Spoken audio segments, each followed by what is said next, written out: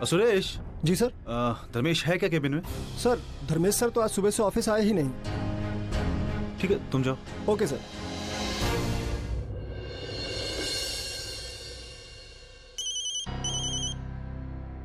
Hello, मैं बोल रहा हूँ सतीश। हाँ सतीश बोलो। कहाँ हो तुम? मैं घर पे हूँ, तुम कहाँ हो? यार मैं इस वक्त कहाँ हो सकता हूँ? ऑफिस में हूँ। ऑफिस में? मैंने भी फोन किया था ऑफिस में, सुरेश ने बोला कि तुम आज ऑफिस आए नहीं। हाँ वो सतीश एक्चुअली मैं अभी अभी आया हूँ ना, तो उसने देखा नहीं होगा। तुम बोलो क्यों फोन किया, कुछ काम था? हाँ वो एक्चुअली फैक्ट्री के नए टूल्स की मैंने लिस्ट बनाई है, तुम्हें मेल किया है, तो एक बार उसे चेक कर लो तो मैं आगे फॉरवर्ड कर दूँ। हाँ ठीक है, मैं देख लूँगा। Okay bye.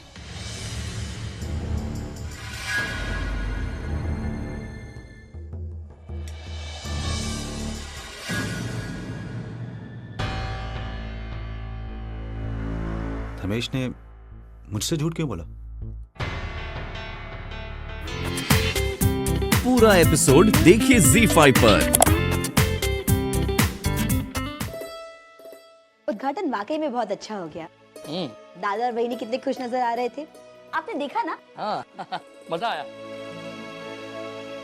लेकिन सच कहूं बंधु, जब उद्घाटन की बात निकली और मानव ने आई को बुलाया ना, तो पल भर के लिए मैं भी डर गया था कि वहां कोई टेंशन ना हो जाए। लेकिन पापा ही चाहते हैं कि मानव बिना किसी मुश्किल के कामयाब हो जाए, इसलिए सब कुछ ठीक हो गया। हाँ बस वैशाली कुछ दुखी लग रही थी। पंजे अजीत, तू यकीन कर या ना कर, मेरा तजुर्बा यही कहता है कि जरूर कुछ गड़बड़ है। वैशाली और धर्मेश के बीच में जरूर कुछ हुआ है। आपको कैसे पता आई? पहली बात यह है कि धर्मेश फंक्शन में आया नहीं, और दूसरी बात यह है कि वैशाली थी लेकिन ना के बराबर ही थी, ऐसे ही बुझी बुझी सी, खोई सी लग रही थी। और मैंने ये सुना है कि वो अपना घर छोड़कर मानव के घर रह रही है। इसका मतलब है जरूर कुछ गड़बड़ है। ये बात तो मैंने भी नोटिस की है। लेकिन कहीं ऐसा तो नहीं ना वो अपना घर हमेशा के लिए छोड़कर मानव के यहाँ रह रही है? अगर ऐसा है तो जरूर कुछ प्रॉब्लम है, क्योंकि किसी भी लड़की का अपना घर छोड़कर दूसरों के यहाँ रहना समाज को अच्छा नहीं लगता है। लेकिन आई, मुश्किल के वक्त अपने ही अपनों के दरवाजे खटखटाते हैं, और वैशाली भी अर्चना बहनी की बहन है, उस नाते उसने भी वहाँ। हाँ लेकिन वो उसके जीजा का भी घर है। कल को अगर मानव और वैशाली को लेकर लोग बातें उठाएंगे तो? आई आप ये कैसी बातें कर रही हैं? दादा कैसे हैं और क्या है जी सब जानते हैं, और कोई उनके बारे में कुछ गलत नहीं सोच सकता। हाँ हाँ पता है, बहुत दूध का धूला है तेरा भाई। देख आज सिर्फ मैं ही बोल रही हूँ, कल को तो सारी दुनिया बोलेगी। बड़ा नाजुक होता है ये साली और जीजा का रिश्ता। एक बार अगर गलत बात फैल जाए तो बवाल हो जाता है। खैर मैंने जो देखा मैंने बोल दिया, बाकी जिसको जो समझना है समझ। पता नहीं सतीश मुझसे वैशु के बारे में क्या बात करना चाहता है। हो सकता है उसे सच्चाई पता चल गई हो। और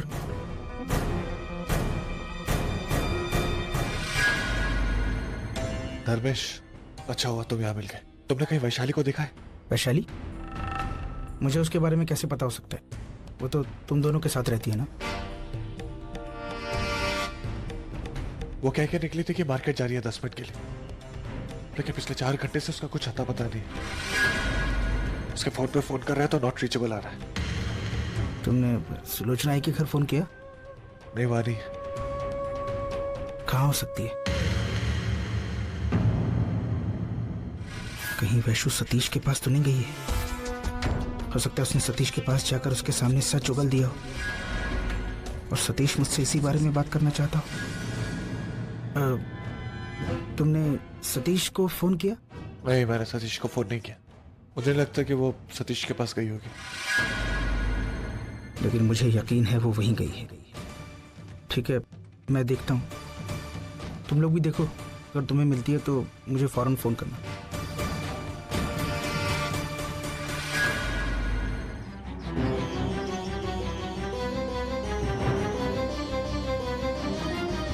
माना, वैशु कहीं नहीं मिल रही। मुझे तो डर लग रहा है कहीं उसने फ्रस्ट्रेशन में आकर कुछ नहीं करेगी। अरे बहुत समझदार है वो, ऐसा कुछ नहीं करेगी। चिंता मत करो, वो बस थोड़ी देर में आती ही होगी।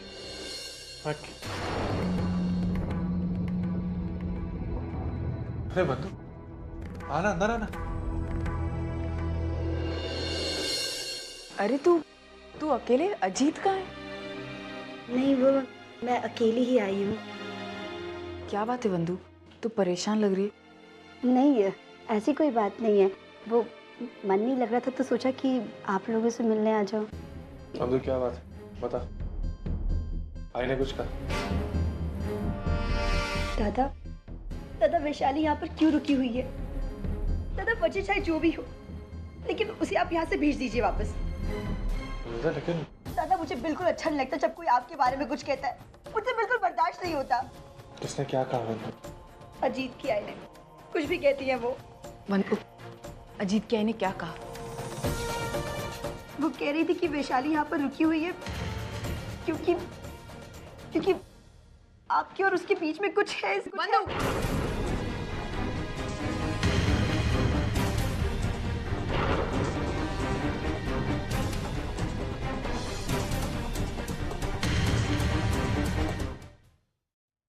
क्या कह रही है तू जानती है? वही नहीं वैसे कुछ नहीं कह रही। मैं तो ऐसा सोच भी नहीं सकती, लेकिन लोग सोचते हैं, तरह तरह की बातें करते हैं।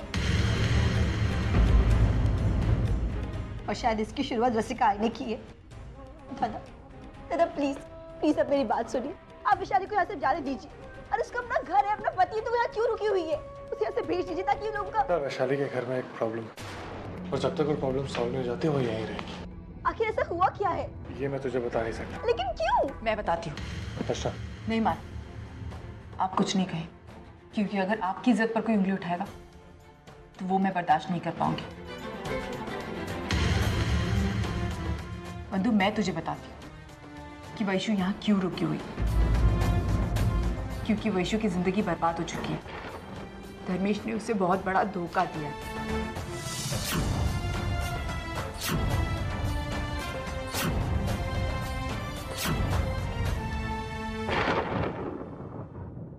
ठीक बंधु, हमने तुझे बात इसलिए बताई क्योंकि हमें तुझ पे विश्वास है, वरना वैशाली कभी नहीं चाहती थी कि ये बात किसी और को पता चले। तो प्लीज ये बात किसी और को मत बताना।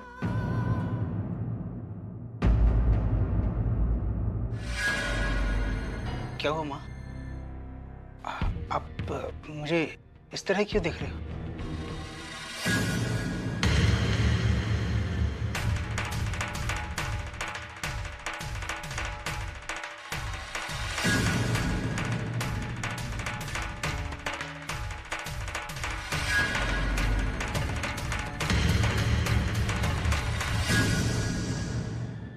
धर्मेश, तुमने तो हद कर दी। अरे खुद से तो कभी घर पर एक फोन नहीं करते, और जब हमने फोन किया तो उठाते नहीं हो। अरे तुम्हारे लिए तुम्हारे काम के अलावा कुछ नहीं है जिंदगी में। अब इस तरह देख क्या रहे हो? जवाब दो। फोन क्यों नहीं उठाया मेरा? माँ, मैं काम में फंस गया था। इसलिए अपनी बीवी तक का हालचाल पूछने का समय नहीं है तुम्हारे पास।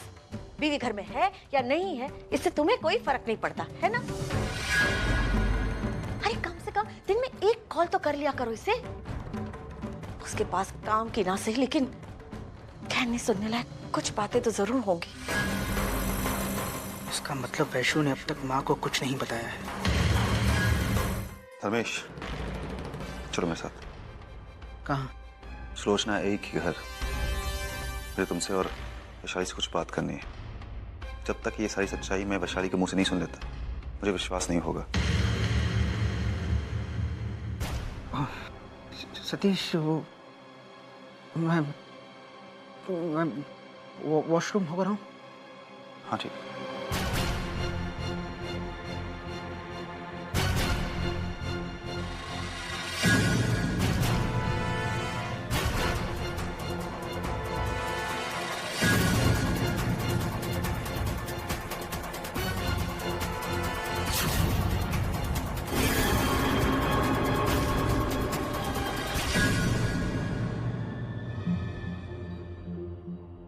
शायद धर्मेश सही कह रहा है, वरना इतनी आसानी से वो चलने के लिए तैयार नहीं होता।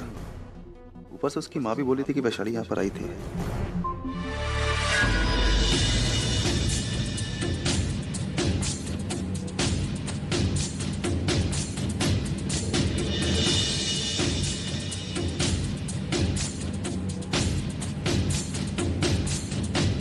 ये देवा, शिव बाबा।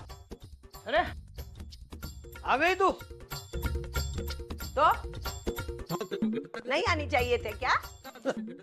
सविता, तू ना पिछले जन्म में जरूर खेकड़ा रही होगी। क्या? सामने वाला कितना भी सीधा बोले, तेरी जुबान टेढ़ी हो जाती है। हाँ। अच्छा वो छोड़, बता वो शादी कैसे हुई? शादी क्या? मैं शादी के 1 हफ्ते पहले पहुंच चुकी उधर। हंसने जैसा क्या है? सविता, यही तो तूने गलती की। अगर मुझे साथ में लेके जाती ना तो ऐसा कुछ नहीं होता। कोई जरूरत नहीं तुम्हारी, मैं अकेली बस हूँ। अरे शादी नहीं मिली तो क्या हुआ, गांव तो देख के आई। इतना सुंदर गांव है, लोगों ने क्या खातिरदारी की है मेरी। हाँ। अरे हाँ, वहाँ एक शिवलिंग है, मैंने जाके दर्शन किया, पावन हो गई। अच्छा वो छोड़ो बात, ये दुकान के बारे में क्या? अरे बहुत मजा आया। हाँ, तेरे जाने के बाद सब लोग मानव की इतनी तारीफ कर रहे थे और उसको कामयाबी के लिए शुभकामनाएं भी दे रहे थे। तेरे हाथ से जो उद्घाटन किया ना उसने, उसकी भी बहुत तारीफ की सबने, बहुत। मेरा बेटा है ही ऐसा, बहुत प्यार करता है, मानता भी है मुझे। हाँ, लेकिन मेरे हाथों उद्घाटन किया ना, इसलिए अर्चना जल के खाक हो गई होगी। अगर ये आइडिया अर्चना का ही हो तो हो गई इनकी शुरुआत। अपनी लाडली बहू के तारीफों के फूल बांधने के लिए मेरी कभी तारीफ की तुमने? देखो तब अर्चना, देखो तब वो सड़ेली का नाम लेते हैं, मेरा दिमाग गर्म होता है। कैसा चल रहा है तेरा? आई आज शुरुआत तो बहुत अच्छी हुई, आगे भी ऐसे ही चलता रहे बापा की कृपा से। देख बेटा, जो दिल से मेहनत करता है उस पर बापा की कृपा हमेशा रहती है। तू ऐसी ही मेहनत कर, एक दिन तू सबसे बड़ा आदमी बनेगा। आई, आपने बिल्कुल सही कहा, अच्छा ही होगा। अच्छा मानव, मुझे लगता है आज के लिए काफी है, थोड़ी सी अमाउंट कल के लिए बचा के रखनी चाहिए। हाँ ठीक है। अब मानव, मैं जरा एक जरूरी काम से बाहर जा रहा हूँ, शाम तक लौटूंगा। ठीक है। अब मानव, एक 100 रुपये होंगे तुम्हारे पास? हाँ है ना। थैंक यू, मिलता हूँ बाद में। ये तो आई। मेरे हाथों उद्घाटन किया ना, इसलिए अर्चना जल के खाक हो गई होगी। अगर ये आइडिया अर्चना का ही हो तो अरे हाँ मानो, मेरी समझ में नहीं आया, ये दुकान का उद्घाटन करते हुए तूने मेरे हाथों से रिबन कटवाई। मुझे लगा था कि तू किसी हीरो को बुलाएगा। आई हमारी नजरों में आपसे बढ़कर कोई है क्या? ये उद्घाटन तो मैं करना चाहती थी, लेकिन मानव की जिद थी कि ये इनॉग्रेशन आपके हाथों हो।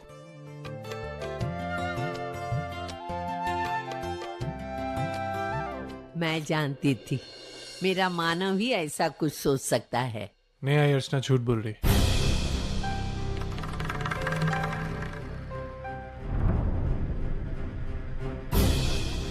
दरअसल मैं इनॉग्रेशन अर्चना के हाथ से करवाना चाहता था,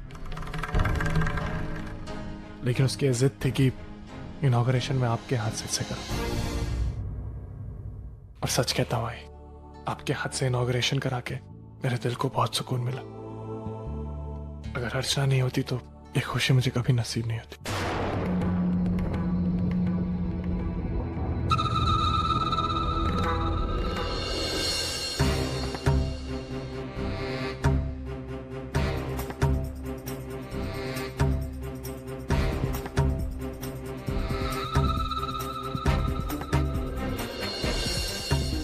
इस गलतफहमी में मत रहना कि तेरी इस बड़प्पन से मैं पिघल जाऊंगी। माना कि एक अच्छाई 100 बुराइयों को मार देती है, लेकिन तेरी 100 अच्छाइयां फिर भी मैं तुझे माफ नहीं करूंगी। आई, आपकी नजरों में मेरे लिए जितनी भी बुराइयां हैं ना, मैं उन सबको दूर करना चाहती हूँ और माफी मांगने का हक रखना चाहती हूँ। मानो, चल मैं निकलती हूँ।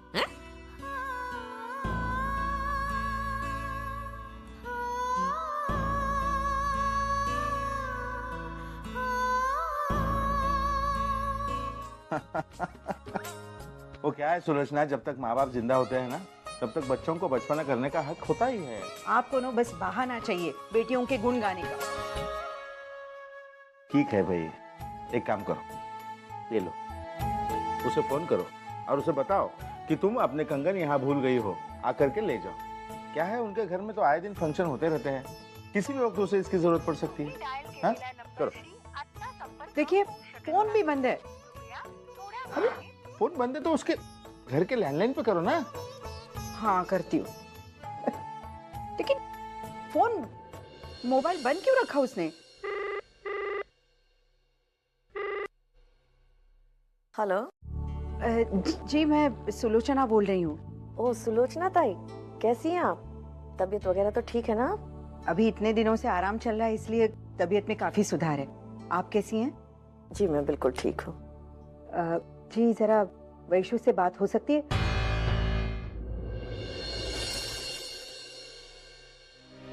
मानव, आपको क्या जरूरत थी? आपको क्या जरूरत थी आई से सब कुछ कहने की? आप झूठ कह सकते थे ना कि इनॉग्रेशन का आइडिया आपका था। उन्हें कितनी खुशी मिलती मानव। ऐसा मैंने जानबूझ के सच कहा, क्योंकि झूठ बोलने पे जो खुशी मिलती है उसकी उम्र बहुत छोटी होती है और मैं झूठी खुशी नहीं देना चाहता था। मैंने जानबूझ के सच इसलिए भी कहा क्योंकि मैं चाहता था कि उनको पता चले कि तुम उनके बारे में क्या सोचते हो, तुम्हारे दिल में क्या है, तभी तो ये दूरियां मिटेंगी। मुझे नहीं पता कि आई तुम्हारे बारे में क्या सोचती है, उनके दिल में क्या है, लेकिन उनके दिल में मेरे लिए अपनापन है मानव। हाँ, वो मुझे अपना मानती है, तभी तो आज उन्होंने इतने हक से मुझे डांटा मानव। जाने अनजाने ही सही, लेकिन उन्होंने मुझसे कहा उनको खुशी हुई कि मैंने उन्हें इनॉग्रेशन पे बुलाया। मानव, वो मेरी तरफ अपना एक कदम बढ़ा चुकी है और मुझे पूरा विश्वास है कि मैं उनकी सारी गलतफहमियां दूर कर दूंगी और उन्हें अपना बना लूंगी और फिर हम एक साथ एक छत के नीचे रहेंगे। और मैं जानती हूँ कि आप यही चाहते हैं और मैं आपकी खुशी के लिए कुछ भी कर सकती हूँ। मानव, मैं आई की बहू हूँ, मैं आई की सारी जिम्मेदारियां उठाना चाहती हूँ। वो दिन रात इतना काम करती हैं, किचन में खाना बनाती हैं। क्यों? मैं हूं ना, मैं ये सब कुछ करना चाहती हूँ। मैं उनका बोझ हल्का करना चाहती हूँ और मैं ये करूंगी। मुझे यकीन है कि तुम ये करोगे और एक समय हम लोग फिर से वैसे ही रहेंगे जैसे पहले रहते थे, है ना?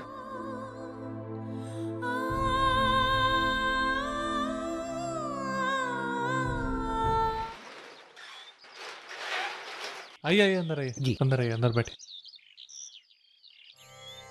आदिपूज्यं गणाध्यक्षं उमापुत्रं विनायकं मंगलं परमं रूपं श्रीगणेशं नमाम्यहम्। और बताइए कैसा चल रहा है? जी बहुत ही अच्छा चल रहा है। मानो भैया, आपने तो हमारी जिंदगी बदल दी। पहले हमें 2 वक्त की रोटी ठीक से नसीब नहीं होती थी, आज हम बच्चों के लिए मिठाइयाँ लेकर जाते हैं। मानो बेटा, मेरी आई कहती थी कि हर एक की जिंदगी में एक बार देवदूत से मुलाकात हो ही जाती, और आप तो हमारी जिंदगी में देवदूत बनकर आए हैं। अरे इतना बड़ा मुझे मत बनाइए, बस पप्पा मेरी मदद कर रहा है और मैं आप लोग की मदद कर रहा हूँ। ये आपके, ये आपके। मानो भैया, एक विनती है। बोले। कल मुझे और थोड़े रुपए की जरूरत पड़ेगी। हाँ, थोड़ा जल्दी आ जाइए, हो जाएगा। हाँ चलो।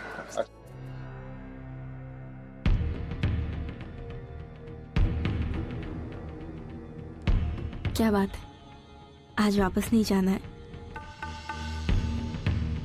नहीं मतलब मुझे अच्छा लगा आज आप मेरे साथ हैं। आज काफी दिनों बाद आपका यहाँ आना हुआ है। लेकिन धर्मेश, आप जब से आए हैं आपने अपना मोबाइल क्यों स्विच ऑफ किया हुआ है? आपके घर वालों को टेंशन हो रही होगी। किसी को कोई चिंता नहीं है मेरे होने या ना होने से किसी को कोई फर्क नहीं पड़ता। तुम अपने आप को ही देख लो, जब तुम्हारे साथ नहीं होता हूं तो शिकायत करती हो, और आज जब मैं तुम्हारे साथ हूं तब भी तुम्हें तकलीफ हो रही है। ऐसी बात नहीं है धर्मेश, वो आप कभी इतने समय तक रुकते नहीं है ना, तो मुझे लगा कि शायद कोई प्रॉब्लम है। प्रॉब्लम? माधुरी, मेरी जिंदगी में जितनी प्रॉब्लम्स हो सकती थी सब हो चुकी। अब कोई नई प्रॉब्लम का कोई चांस नहीं।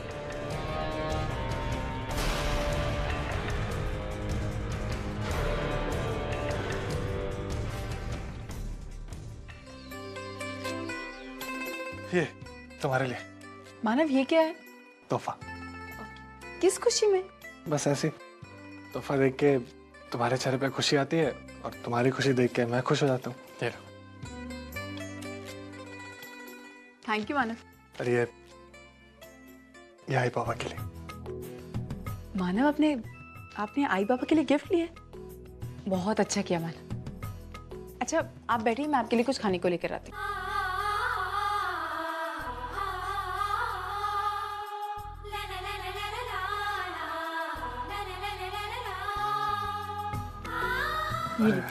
अंगूर।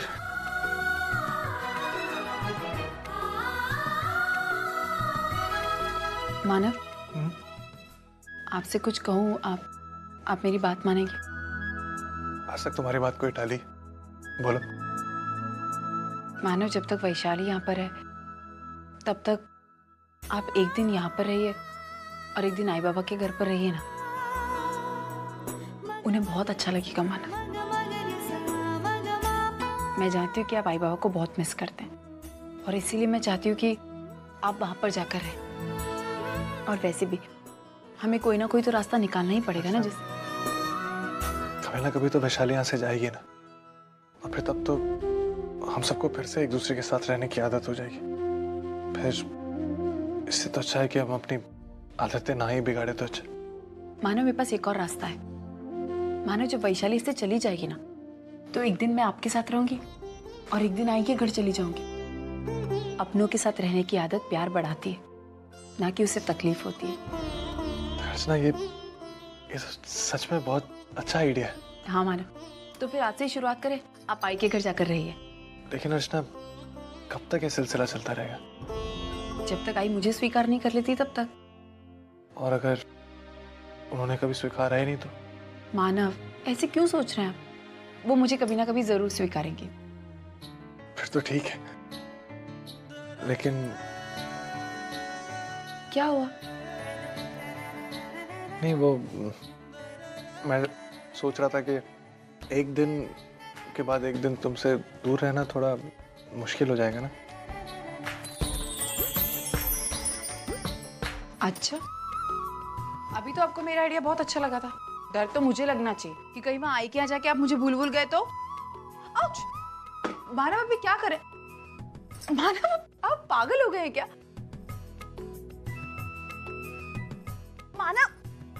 मानव, ये क्या है? अगर आपको नहीं खाना तो मत खाइए, लेकिन इस तरह अंगूर मत फेंकिए।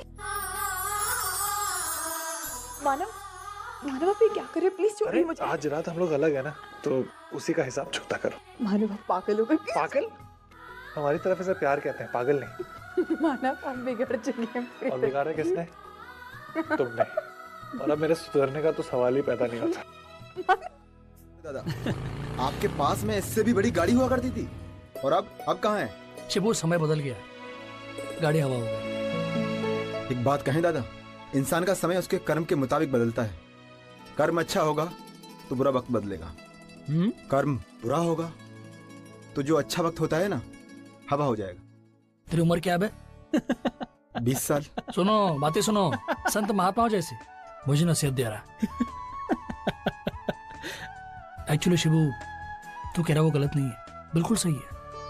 मुझे गुस्सा इस बात का आ रहा है कि इतनी कम उम्र में तूने ये बात समझ ली, लेकिन मुझे समझने में इतनी देर कैसे लग गई। अरे छोड़, अब सैंडी है कहाँ? यार समय तो ज्यादा हो गया, अभी तक तो आ जाना चाहिए था। यही बोला था ना? हाँ यही बोला था।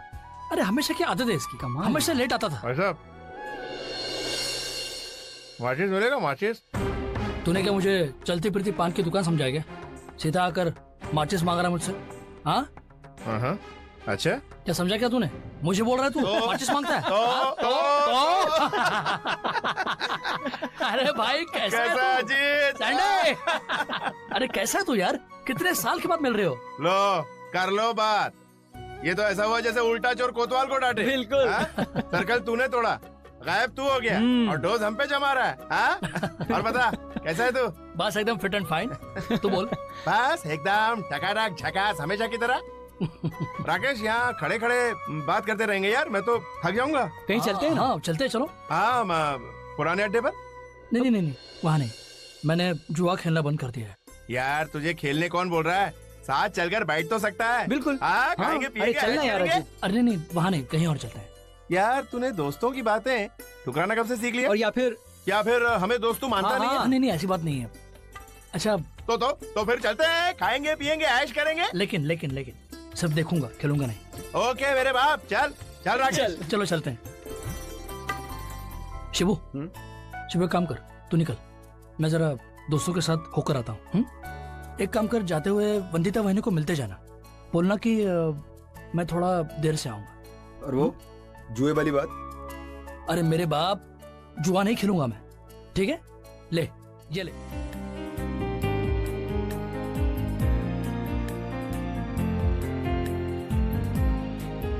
अजीत, खेलेगा? नहीं, और एक बात तू भी मत भूल, मैं यहाँ पर नाक खेलने की शर्त पर आया हूँ। चलो यार अजीत भाई, एक गेम तो खेलो यार, हमने आपका बहुत नाम सुना है पत्ते में। अरे नहीं भाई, वो दौर कुछ और था, अब सब कुछ बदल गया है, मैं भी बदल गया हूँ। मैंने ये सब खेलना छोड़ दिया है। आप लोग खेलो, मैं देखूंगा।